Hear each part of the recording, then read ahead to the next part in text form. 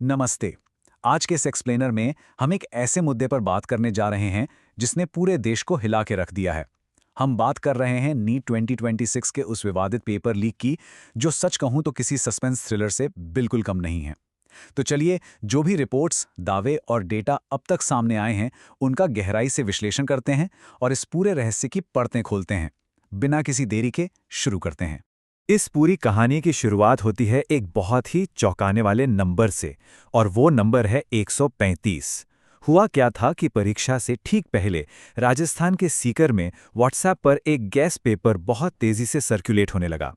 लेकिन जब एग्जाम खत्म हुआ और इस फाइल को असली पेपर से मिलाया गया, तो नतीजा सच में हैरान करने वाला था। असली पेपर के 180 सवालों में से पूरे 135 सवाल इस व्हाट्सएप वाली फाइल से बिल्कुल हूबहू मैच कर गए थे। मतलब एक कॉमा या फुल स्टॉप तक का फर्क नहीं था। अब यहां ध्यान देने वाली बात यह है कि ये कोई स्कूल का आम सा टेस्ट नहीं था।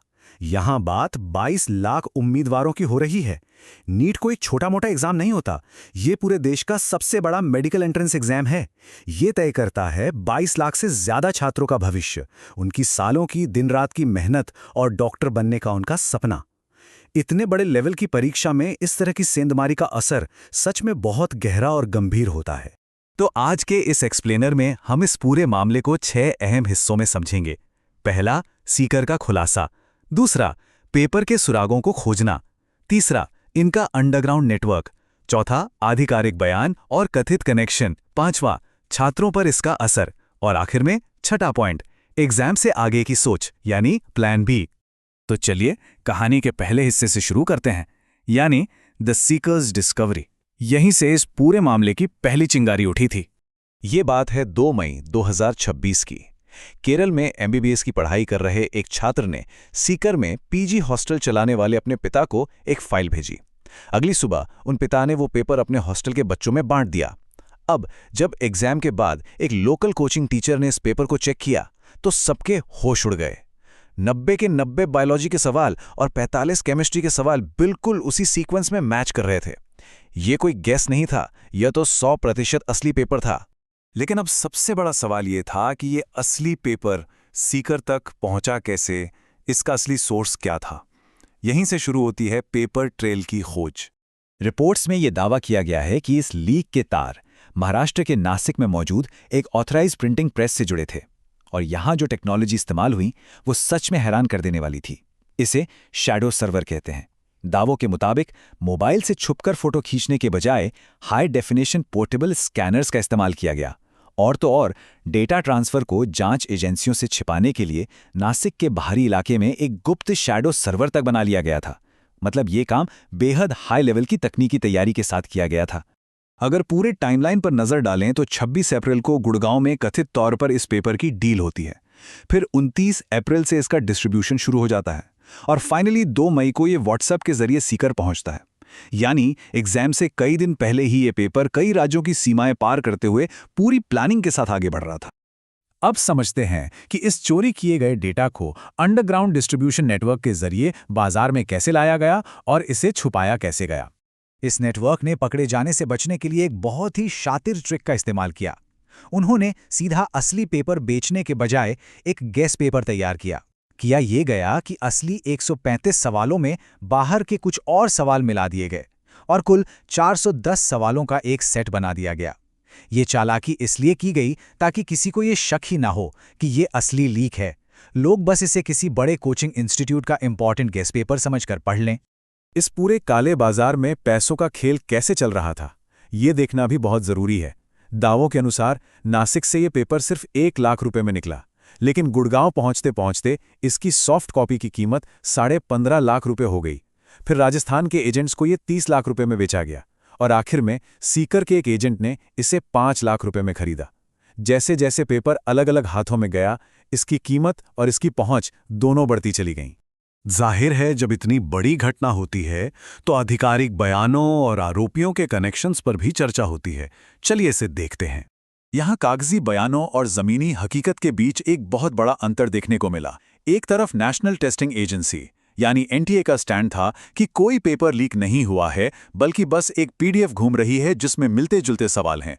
लेकिन दूसरी तरफ जमीनी रिपोर्ट्स बिल्कुल अलग कहानी बयां कर रही थीं कि 180 में से 135 सवाल एकदम हूबहू मैच हुए हैं।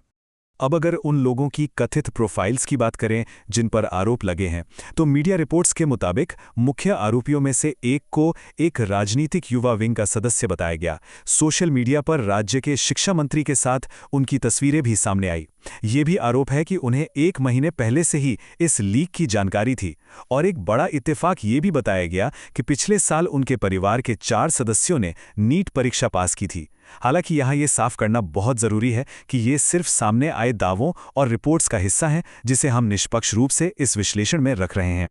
इसी बीच एक बड़ी ही अजीब बात हुई जब सीकर के उस हॉस्टल मालिक ने सबसे पहले लोकल पुलिस स्टेशन में इस पेपर की शिकायत दर्ज कराने की कोशिश की, तो पुलिस का पहला रिएक्शन क्या था? अफवाह मत फैलाओ।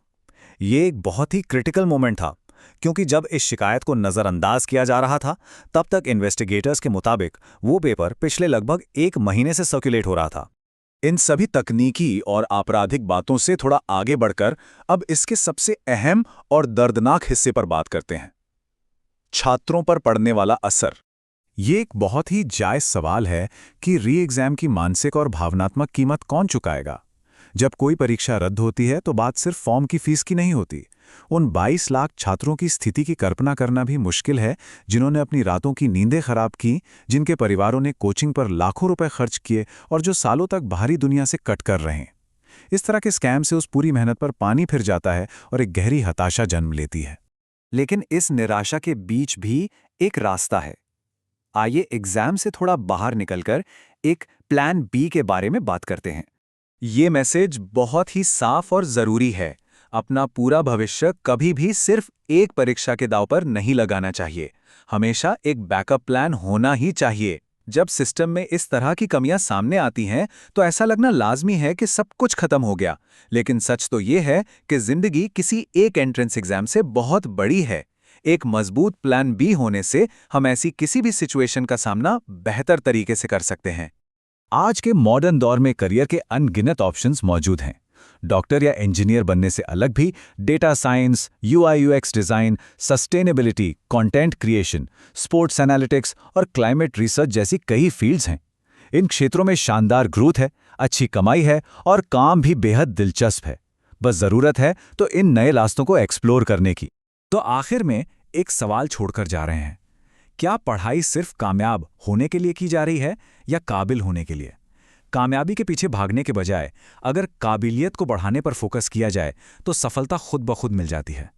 उम्मीद है इस एक्सप्लेनर से इस पूरे मामले को गहराई से समझने में मदद मिली होगी। हमारे साथ जुड़ने के लिए बहुत बहुत धन्यवाद।